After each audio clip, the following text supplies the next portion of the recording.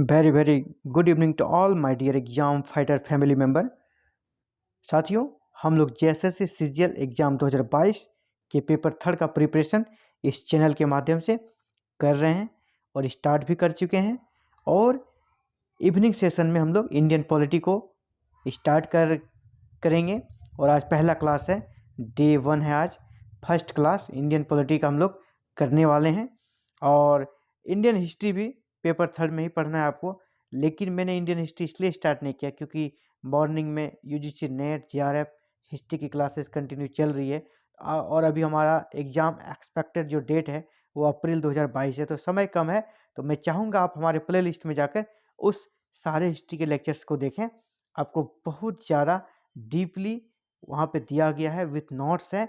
आपको जो एक जीएस में, यहाँ तो जीएस के रूप में आपका एग्ज़ाम होने वाला है। एक पार्ट है हिस्ट्री, जीएस का एक बहुत बड़ा सिलेबस है जीएस, उसमें से एक हिस्ट्री है, जबकि वो यूजीसी नेट जेआरएफ के लेवल का हिस्ट्री है। तो आप अगर उसको पढ़ते हैं तो आपसे एक भी क्वेश्चन छूटने वाला नहीं है।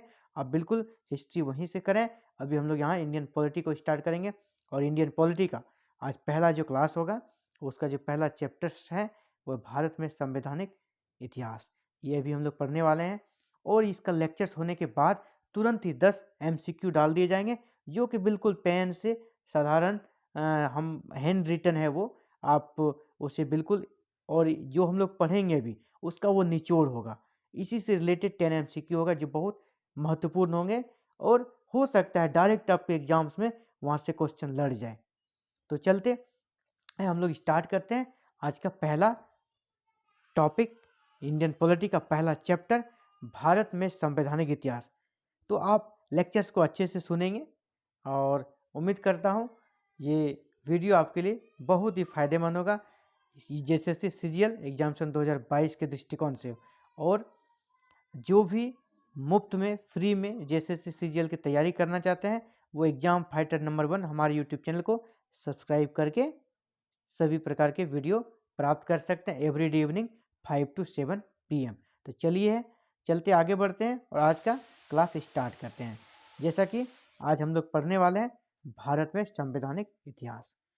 तो भारत में संवैधानिक इतिहास, जैसे हम लोग अपने आज़ादी का इतिहास को पढ़ते हैं, हमें आज़ादी एक दिन में नहीं मिली, आज़ादी लंबे संघर्ष के बाद मिली थी। उसी प्रकार हमारा जो संविधान है वो भी एक दिन में नहीं बना, इसके लिए भी एक लंबा संघर्ष चला था। और इसकी संघर्ष की शुरुआत सबसे पहले अगर देखा जाए, सबसे पहले किसने की, तो वो बाल गंगाधर तिलक ने की थी अपने स्वराज विधेयक। उनका एक था स्वराज विधेयक, स्वराज विधेयक। इस विधेयक के माध्यम से उन्होंने पहली बार ब्रिटिश सरकार से भारत के लिए एक संविधान की मांग की कि भारत का भी अपना संविधान होना चाहिए। इसी क्रम में 1822 में गांधी जी ने, हमारे राष्ट्रपिता गांधी जी ने भी अंग्रेजों से कहा कि भारत के लिए संविधान होना चाहिए, और वह भारतीयों के द्वारा ही बनाया गया संविधान सभा हो और वही भारत के लिए संविधान बनाए। तो इसी प्रकार का डिमांड होता रहा, लेकिन अंग्रेजों ने कभी इस दिशा में ध्यान नहीं दिया। अंग्रेज इस दिशा में ध्यान नहीं दिए क्योंकि वो अपने तरीके से भारत में शासन करना चाहते थे। लेकिन उनके ध्यान देने नहीं देने से भी भारत में इसकी नींव धीरे धीरे पड़ती गई। भारत में जो कि पहले एक राजतंत्र था, भारत में मुगलों के अधीन एक राजतंत्र था, वो राजतंत्र अंततः अभी हम लोग देखते हैं लोकतंत्र में बदल जाता है, और यहाँ पर लोकतंत्र की स्थापना होती है, गणतंत्र की स्थापना हो जाती है। तो आखिर भारत राजतंत्र से लोकतंत्र की ओर जो बढ़ा, तो एक दिन में नहीं बढ़ा, इसका एक लंबा इतिहास है। तो उसी इतिहास को हम लोग फैक्चुअल तरीके से जानने का प्रयास करेंगे, और यहाँ से क्वेश्चन बहुत सारे आते हैं। भारत में पहले कोई भी लिखित संविधान या लिखित नियम नहीं होते थे। जो भी होते थे राजा मौखिक रूप से बोलते थे, उसका कहीं रिटर्न नहीं होता था। लेकिन अब हम लोग देखते हैं कि भारत में कंपनी का शासन आरंभ हो जाता है, और 1757 में प्लासी के युद्ध को जीतने के बाद कंपनी भारत में राज करने लगती है। उसे बंगाल का दीवानी मिल जाता है, और बंगाल में वो रूल्स करने लगती है। और धीरे धीरे के बाद 1765 में कंपनी यहाँ पे द्वैत शासन भी लागू कर देती है और द्वैत शासन के माध्यम से काफ़ी ज़्यादा शोषण और कुशासन का दौर स्थापित हो जाता है। 1765 से 1772 के बीच द्वैत शासन लागू हो जाता है और काफ़ी कुशासन कंपनी के द्वारा यहाँ पे अराजकता का माहौल कायम कर दिया जाता है, जिससे कि ब्रिटेन की बदनामी होती है। और पहली बार ब्रिटेन की सरकार ने एक एक्ट बनाया जिसे कहते हैं रेगुलेटिंग एक्ट, कंपनी पर नियंत्रण स्थापित करने के। रेगुलेटिंग एक्ट 1773 कंपनी पर नियंत्रण स्थापित के लिए बनाया, ताकि कंपनी जो मनमानी कर रही है, जो कुप्रशासन कर रही है और इससे ब्रिटेन की बदनामी हो रही है, और कंपनी के अधिकारी जो होते हैं वो भ्रष्टाचार में लिप्त हो चुके थे। उनकी अपनी खुद की आर्थिक स्थिति भी कंपनी की काफ़ी खराब हो गई थी, क्योंकि सब भ्रष्टाचार और निजी लाभ में लगे हुए थे।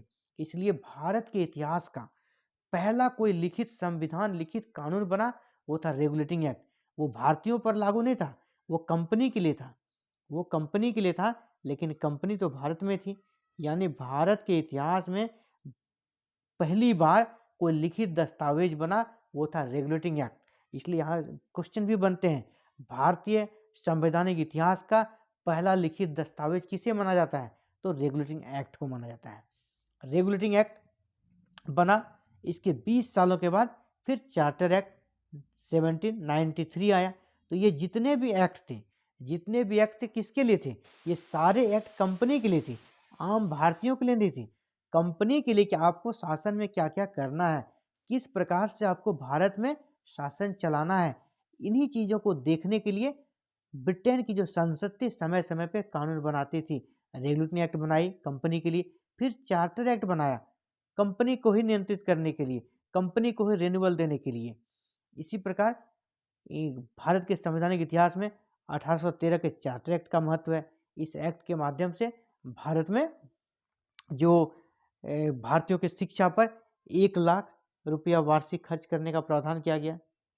1 लाख पर ईयर खर्च करने का प्रावधान किया गया चार्टर एक्ट 1813 के माध्यम से। इसी प्रकार 1833 के चार्टर एक्ट से भारत में पूरे भारत के लिए गवर्नर जनरल बना दिया गया। गवर्नर जनरल, जो कि पहले गवर्नर जनरल कौन बने? Lord William Bentinck. तो ये जो 4 एक्ट हैं, ये चारों एक्ट क्या चीज़ के लिए बना था? किसके द्वारा बना था? ये कंपनी के लिए बना था, संसद के द्वारा बना, ब्रिटेन की संसद के द्वारा बना ये चारों एक्ट। और किसके लिए बना? कंपनी के लिए बना। कंपनी जो भारत में शासन करते थे, ब्रिटिश ईस्ट इंडिया कंपनी, उसके लिए 4 एक्ट आए थे। अब हम लोग देखेंगे ब्रिटिश संसद द्वारा पारित अधिनियम। ये था कंपनी के शासन के अधीन लाए गए अधिनियम, कंपनी को रेगुलेट करने के लिए ये सारे एक्ट थे। लेकिन अब ब्रिटिश संसद द्वारा पारित जो अधिनियम है, खासकर 1858 से स्टार्ट होता है, तो वो ब्रिटिश संसद पारित करती है और वो अपने लिए पारित करती है। क्योंकि ब्रिटिश का शासन भारत में हम लोग जानते हैं 1857 की जो क्रांति होती है, 1857 की क्रांति के बाद भारत में कंपनी का शासन को ख़त्म कर दिया जाता है। 1857 में जो क्रांति होती है, इसके बाद जिस प्रकार का भारतीयों के द्वारा उपद्रव मचाया जाता है, भारतीय सिपाहियों के द्वारा, अंग्रेज भयभीत हो जाते हैं और अंग्रेजों को लगने लगता है, अंग्रेजी सरकार को, ब्रिटेन की सरकार को लगने लगता है, अगर कंपनी के अधीन भारत को छोड़ा जाए तो एक दिन हमें यहाँ से भागना पड़ जाएगा और इतना बड़ा साम्राज्य हमारे हाथ से निकल जाएगा। इसीलिए 1858 के अधिनियम के तहत 1858 के अधिनियम के तहत भारत में कंपनी का शासन खत्म हो गया। कंपनी का जो शासन था उसे ख़त्म कर दिया गया। उसके जो भी उसे व्यापार का अधिकार मिला होता सबको ख़त्म कर दिया गया और उसे अब ब्रिटेन की संसद ने, ब्रिटेन की सरकार ने भारत को अपने अधीन कर लिया और भारत ब्रिटिश क्राउन के अधीन चला गया और ब्रिटिश क्राउन का डायरेक्ट शासन भारत में हो गया। तो ये सारे जो एक्ट इसके बाद बने हैं, सभी एक्ट ब्रिटिश संसद ने पारित करके बनाए हैं और वो कंपनी के लिए नहीं बनाया, क्योंकि अब तो भारत पर डायरेक्ट उनका रूल हो गया। तो वो भारतीयों के लिए क्या अच्छा हो या उनके प्रशासन में किस तरह की सहूलियत हो, इन सब चीज़ों को देख के वो एक्ट बनाने लगे और समय समय पर बहुत सारे एक्ट बनाए हैं। और इन सारे एक्ट का, इन सारे अधिनियम का भारत का जो वर्तमान संविधान है उस पर बहुत बड़ा प्रभाव पड़ा है। आज जो हमारा संविधान है अचानक से नहीं बन गया है, इसके पीछे एक लंबा इतिहास है। तो उन्हीं इतिहास को हम देख रहे हैं। तो कैसे 1773 से स्टार्ट हुआ, पहला लिखित दस्तावेज भारत के लिए आया और धीरे धीरे 1858 में जब भारत में क्राउन का शासन प्रारंभ हो जाता है, उसके बाद ब्रिटिश संसद कानून बनाती है बहुत सारे। तो 1858 के अधिनियम के तहत मुख्य बातें क्या हुई, कंपनी का अधिकार खत्म और ब्रिटिश क्राउन का यहाँ पे शासन आरंभ हो जाता है 1858 के अधिनियम के तहत। इसी तरह 1861 का परिषद अधिनियम बनता है, फिर 1892 का बनता है, फिर 1909 में मॉर्ले मिंटो बनता है, जिसके माध्यम से भारत में मुसलमानों के लिए अलग प्रतिनिधित्व की बात की जाती है मॉर्ले मिंटो के माध्यम से। फिर मॉन्टेग्यू चेम्सफोर्ड की का अधिनियम आता है। ऐसे अधिनियमों का इतिहास काफ़ी लंबा है। लेकिन इसी क्रम में जब हम लोग 1935 में पहुंचते हैं, एक बहुत ही बड़ा एक्ट पारित होता है ब्रिटिश संसद से, जिसे कि कहा जाता है Indian government act 1935। Indian government act 1935, ये वाला 1935 इंडियन गवर्नमेंट, इसलिए हम लोग इसको अलग से देखेंगे। ये बहुत ज़्यादा इम्पोर्टेंट है। इधर पैरेलल रूप से भारतीय नेताओं द्वारा भी मांग किया जाता रहा, लेकिन भारतीय नेता क्या मांग करते थे, हमें संविधान सभा दीजिए, संविधान सभा दीजिए। और संविधान सभा के मेंबर कौन होंगे, भारतीय होंगे, इसमें इंडियन होंगे। संविधान सभा के जो सदस्य होंगे वो इंडियन होंगे। और ये संविधान सभा भारत के लिए संविधान बनाएगी। लेकिन ब्रिटेन क्या कर रहा था, ब्रिटेन की संसद, ये जो जितने एक्ट पारित हुए ये सारे एक्ट ब्रिटेन की संसद ने पारित किया, जबकि भारतीय चाहते थे कि ये संविधान सभा पारित करें और संविधान सभा के जो मेंबर हो वो भारतीय हो। लेकिन ब्रिटेन उन चीज़ों पर ध्यान नहीं दे रहा था और वो जिस प्रकार जब उन्हें जिस तरह का मन होता था उसी अनुसार से वो एक्ट को लाते थे। लेकिन इसी क्रम में 1935 का जो एक्ट आया वो आज तक का सबसे बड़ा एक्ट था। 1773 से लेकर अभी तक जितने एक्ट बने थे इसमें ये सबसे बृहत, सबसे बड़ा था। और इसके तहत भारत में संविधान के क्षेत्र में बहुत सारे प्रगति देखे जाते हैं। इसके माध्यम से हमारे देश में पहली बार 1937 में प्रांतीय चुनाव हुए, 1937 में प्रांतीय चुनाव हुए 1935 के अधिनियम के तहत, और यह अब तक का सबसे बड़ा अधिनियम था। और भारत जब तक आज़ाद नहीं हो गया, यानी 14 अगस्त 1947 तक यही भारत में लागू रहा। तो अगर आपसे ये पूछा जाए कि भारत की आज़ादी से पूर्व भारत का शासन किस अधिनियम के तहत चल रहा था, तो 1935 के अधिनियम के तहत भारत का शासन चल रहा था। इसके बाद भारत का संविधान सभा का गठन और संविधान निर्माण के कार्य में तेजी आती है। इस अधिनियम के बाद हम लोग देखते हैं तेजी आती है, और तेजी वैसे नहीं आती है क्योंकि ब्रिटेन एक बहुत बड़े संकट में था। हम लोग जानते हैं कि विश्व में सेकेंड वर्ल्ड वार चल रहा था, सेकेंड वर्ल्ड वार चल रहा था।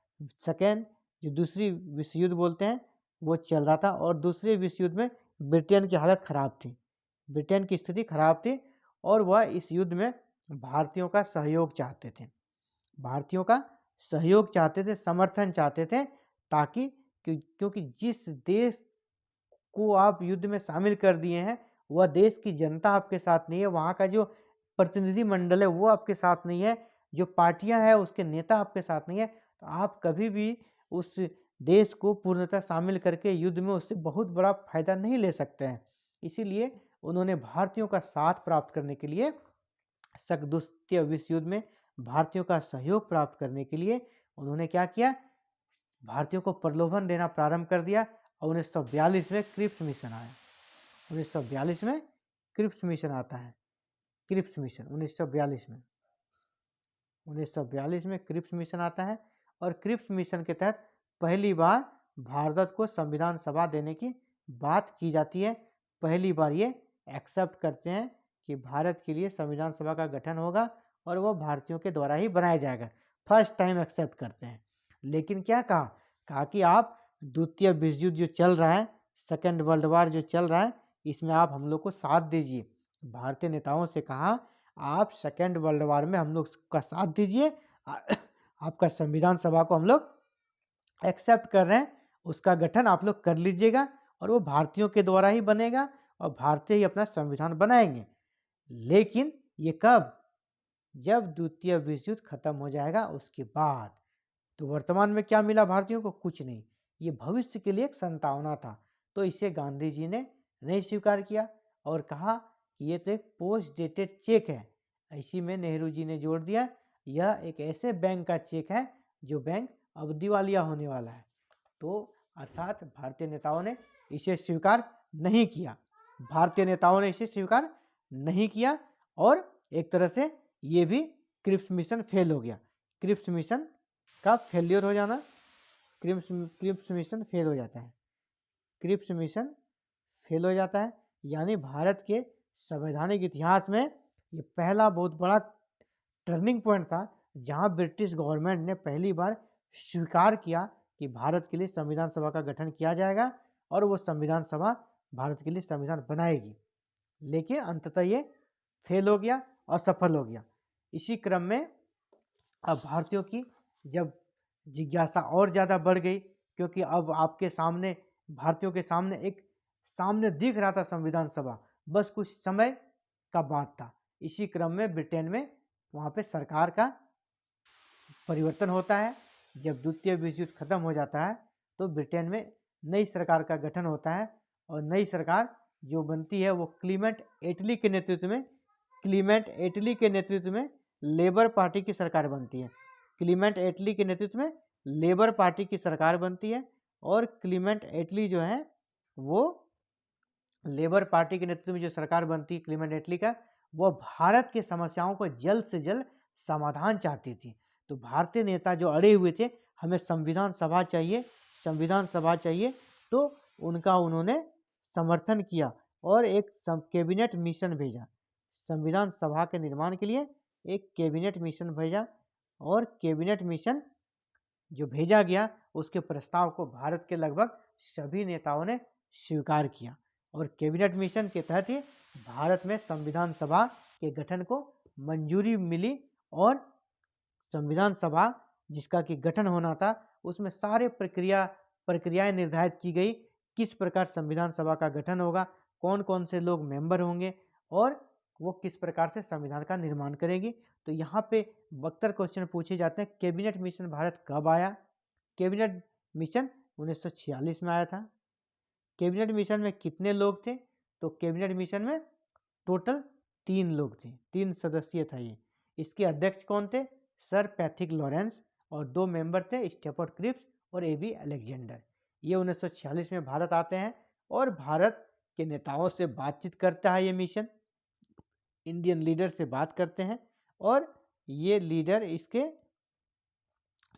स्वीकार कर लेते हैं, इसके प्रस्ताव को स्वीकार कर लेते हैं। जिस प्रकार से इन्होंने दिया था अपना प्रपोजल कि संविधान सभा का गठन किस प्रकार से होगा, भारतीय नेता मान जाते हैं और संविधान सभा का गठन उस दौर में जो चुनाव हुए थे प्रांतों में, उस प्रांतीय विधानसभा के सदस्यों से ही संविधान सभा के गठन का प्रस्ताव पारित हो जाता है और टोटल 389 मेंबर को संविधान सभा में शामिल करने की बात होती है और फिर उस संविधान सभा का गठन होता है और वो संविधान सभा भारत के लिए संविधान बनाने का कार्य करती है और भारत के लिए एक संविधान बनकर 26 नवंबर 1949 को तैयार हो जाता है। 26 नवंबर 1949 को भारत का संविधान तैयार हो जाता है और इसे उस दिन कुछ अनुच्छेदों को इसका पारित भी कर दिया जाता है, लेकिन इसे पूर्णतः लागू किया जाता है 26 जनवरी 1950 को। तो अब आज हम लोग देखें कि भारत का संवैधानिक इतिहास क्या था। भारत के संविधान का निर्माण एक दिन में नहीं हुआ, इसकी शुरुआत रेगुलेटिंग एक्ट 1773 से ही प्रारंभ हुई और उसका हम लोग ब्रीफ हिस्ट्री जाने किस प्रकार धीरे धीरे वो बढ़ते गया और अंततः संविधान सभा के गठन को कैबिनेट मिशन के माध्यम से मंजूरी मिली और 26 जनवरी 1950 तक संविधान देश में लागू भी हो गया। तो ये था आज हम लोग जान रहे थे भारत का संवैधानिक इतिहास। और हम लोग अभी जस्ट ही नेक्स्ट वीडियो में आपसे मिलेंगे इसी से रिलेटेड 10 MCQ लेकर संवैधानिक इतिहास का।